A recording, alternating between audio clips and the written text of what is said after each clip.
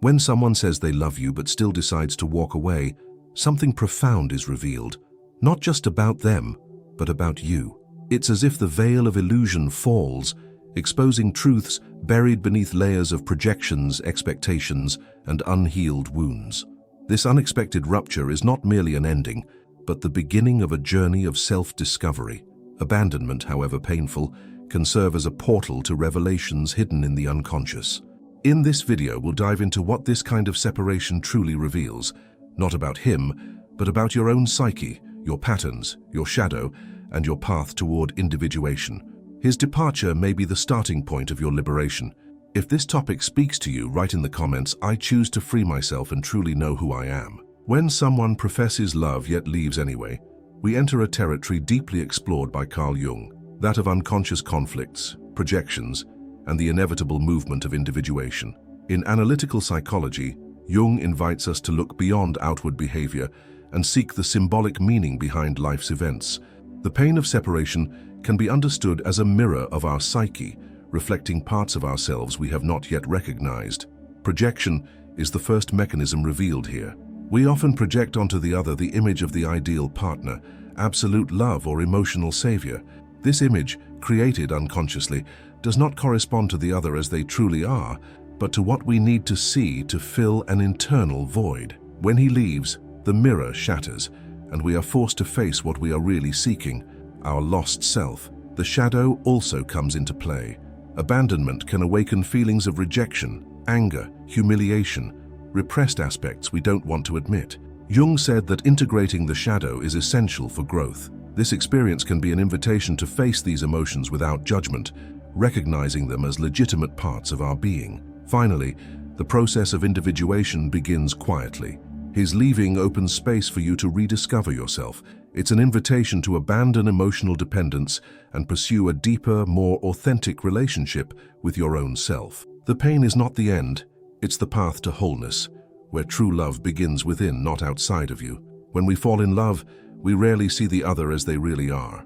What we see, most of the time, is a projection, a reflection of our unconscious desires, needs, and inner images we have carried since childhood.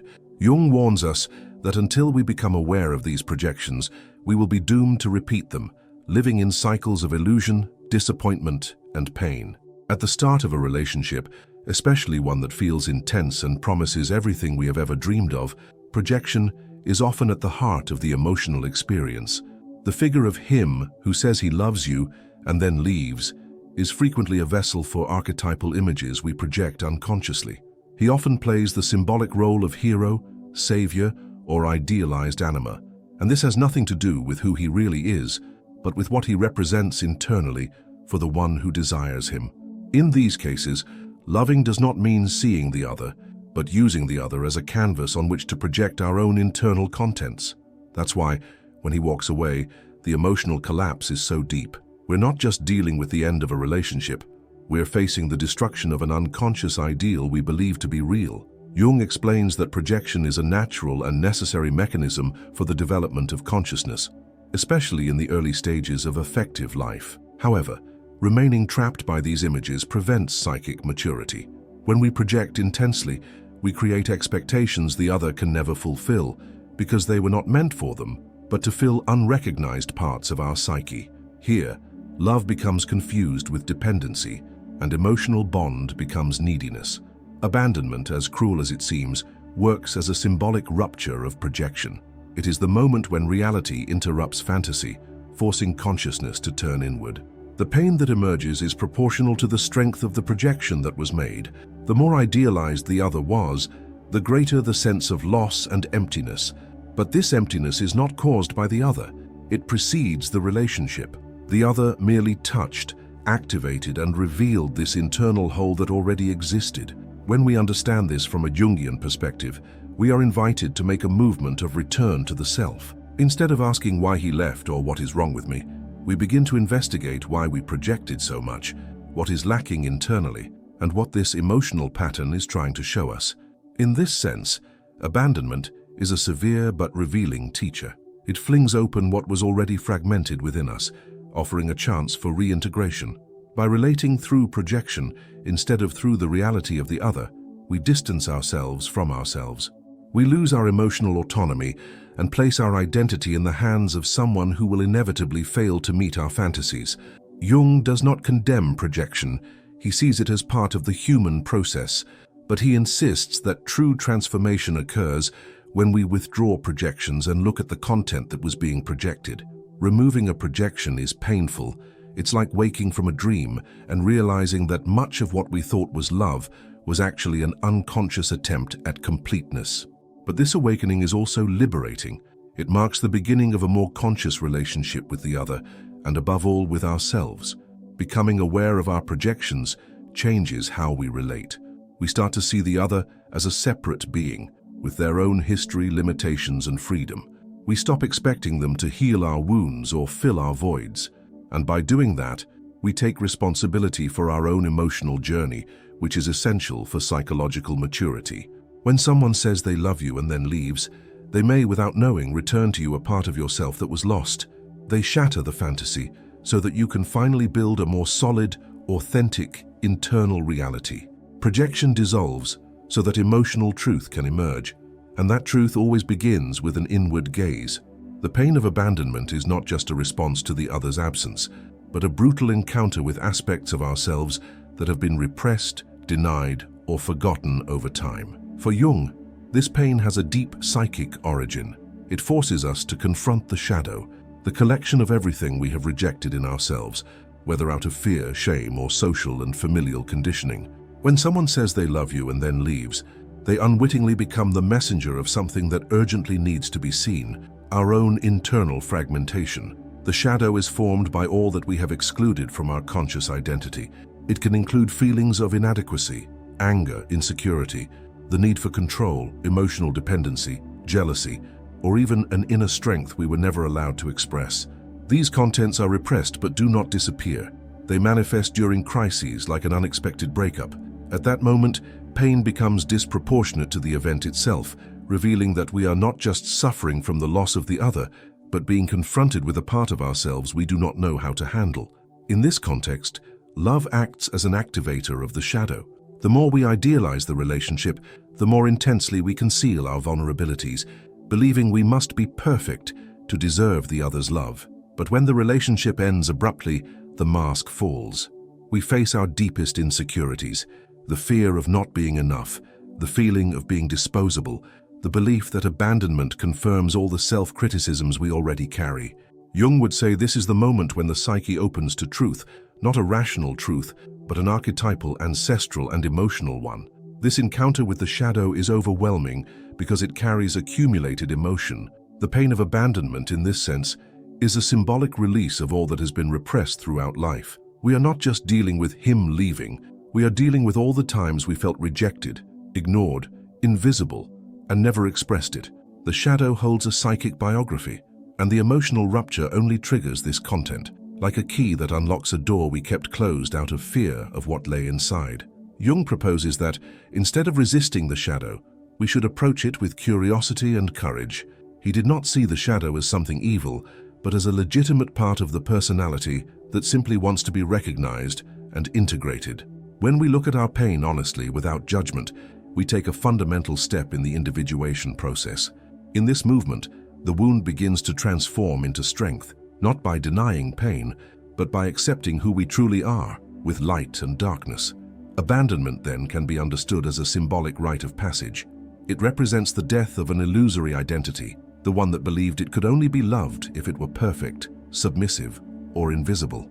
When that identity is broken, space opens for a new way of being to emerge, more whole, more honest, more connected to the self. The shadow, once welcomed, becomes an ally. It reveals hidden talents, legitimate feelings, emotional strengths previously stifled by fear of rejection. Many people, after experiences of abandonment, report profound transformations in how they live, love, and perceive themselves. This happens because, by crossing into the shadow, they discover they are not as fragile as they thought. They find they can contain their own pain and build a truer, more solid relationship with themselves. This is the hidden gift in loss, the possibility of reclaiming what was left behind inside. Integrating the shadow does not mean eliminating pain, but learning to listen to it carefully. It means recognizing that the other did not take anything from you by leaving. They simply exposed something that needed to be seen. By understanding abandonment as an internal revelation, we break free from the victim narrative and enter the realm of genuine self-knowledge.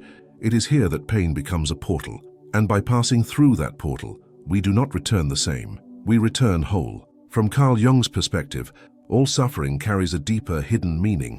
It is a call to transformation. When someone who professed love departs without explanations that make rational sense, we are thrust into a liminal state, a betwixt and between where old certainties dissolve and the ground seems to vanish. In this void, inner life gains substance. It is here that the rupture, formerly seen only as loss, reveals itself as the starting point of an essential soul process: individuation.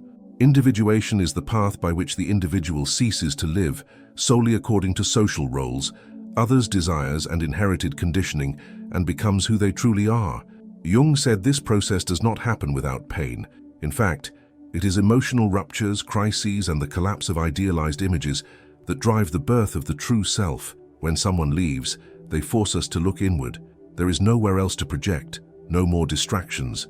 Only silence remains, and the urgency to find ourselves. This journey is profoundly symbolic. At first comes the fall, confusion, emptiness, the feeling of rejection. Everything we took for granted disappears. Jung would call this the confrontation with the shadow, as we have discussed, but now it expands into a confrontation with the very meaning of existence.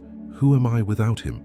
What remains of me after he's gone? Why is all this happening to me? These questions are not merely expressions of pain, but the start of a spiritual and psychological investigation that can change everything. In the individuation process, the ego begins to integrate previously rejected aspects and detach from external identifications that masked its true essence.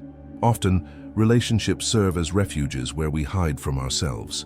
Emotional dependency, fear of solitude, and the desire for validation prevent us from seeing our own uniqueness. But abandonment interrupts that pattern. It dismantles the comfortable scenario and forces us to discover a new internal foundation to support our existence. At this point, suffering becomes fertile. It compels a psychic reorganization, making space for new values, new purposes, and a renewed relationship with oneself. Jung argued that it is in redirecting psychic energy, from seeking the other to listening to the self, that the real healing process begins. What once seemed a tragedy becomes a transition. What once seemed an end becomes a beginning. During this passage, it is common to experience confusion, emotional relapses, idealizations of the past, anger, and fear. Yet each of these emotions carries important symbolic content. Confusion reveals the need to build a new internal structure. Anger indicates that something inside you has been silenced for too long. Fear points to the challenge of sustaining your emotional autonomy. None of these effects are obstacles. They are signs that the journey is underway. Individuation is neither linear nor swift. It unfolds gradually through internal revelations, subtle shifts in perception, and the courage to feel the pain until it transforms into wisdom.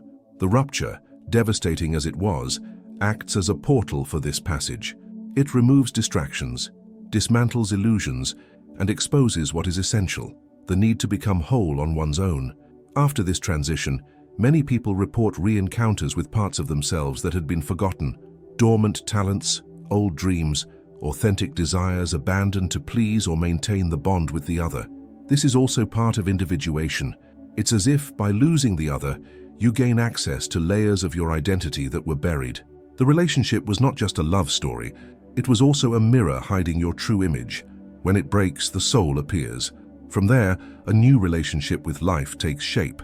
The search is no longer for the ideal partner, but for true expression of the self. Choices become more conscious. Solitude ceases to be a burden and becomes a sacred space for reconnection. Pain transforms into wisdom and emptiness into inner fullness.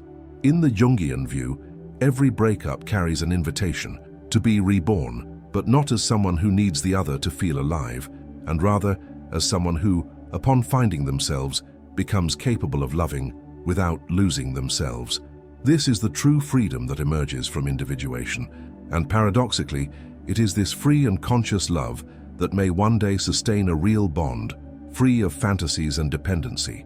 When someone says they love you but leaves, it's not just the relationship that ends. Something far deeper is touched, the wounded feminine within, which dwells silently in the unconscious, waiting for acknowledgement. For Jung, we all carry both feminine and masculine aspects, regardless of biological gender.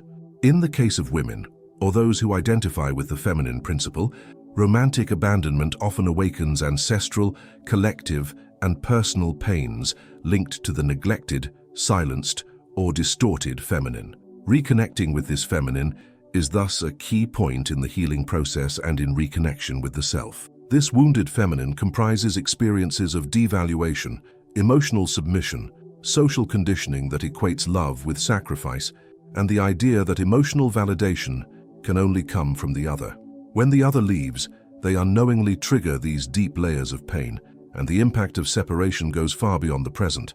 It echoes through childhood stories, symbolic absences, past rejections, and ancestral generations. That is why the pain often seems disproportionate to the relationship's duration or intensity. We are not just crying for him, we are crying for everything that was denied in us.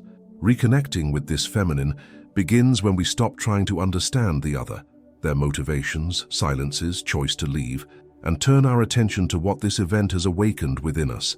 The feminine is sensitive, intuitive, receptive. It does not seek logical explanations, but emotional understanding. And the only way to heal it is to listen deeply to the pain that has surfaced.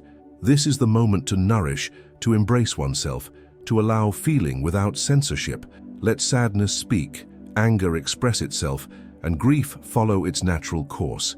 Jung teaches that reunion with the self, the organizing center of the psyche, is only possible when all parts are included. This means the wounded feminine must be seen not as weakness, but as a gateway. Pain is a messenger, and vulnerability is fertile ground where the true self can begin to emerge. This feminine, once recognized, starts to transform. It shifts from silent victim to creative force. It begins to say enough to repeated patterns, to relationships where it gives too much and receives too little, to bonds based on idealizations rather than truth. This healing process is also a return to the body, to emotions, to an inner rhythm. The feminine does not rush. It observes, feels, embraces. After a breakup, it is essential to slow down, to step out of analytical mind and into the realm of internal experience.